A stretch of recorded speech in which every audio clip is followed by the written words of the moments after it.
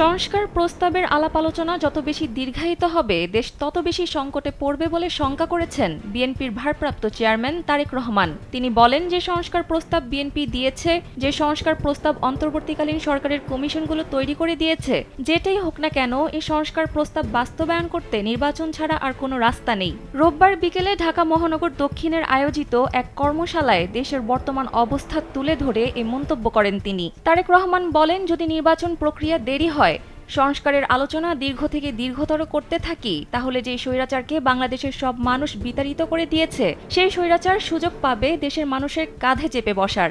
কাজেই সংস্কার সংস্কার বক্তব্য রেখে নির্বাচনের আলাপ কোনোভাবেই দীর্ঘায়িত করা যাবে না। তার দাবি, সংস্কারের আলাপ যত দীর্ঘায়িত হবে দেশ তত বেশি সংকটের মুখে পড়বে।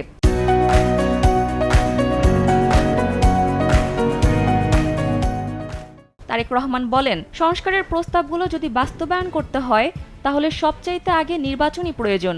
নির্বাচনের মাধ্যমে যাদের জনগণ দায়িত্ব দেবে, সংস্কারের কাজ তারাই শুরু করতে পারবে। যদি নির্বাচন প্রক্রিয়া দেরি হয়, যদি সংস্কার আলাপ আলোচনা দীর্ঘায়িত হয়, তাহলে সেই স্বৈরাচার সুযোগ পেয়ে যাবে আবার দেশের মানুষের কাঁধে চেপে বসা। কাজে আসুন, সংস্কারের প্রস্তাবগুলোকে যদি বাস্তবায়ন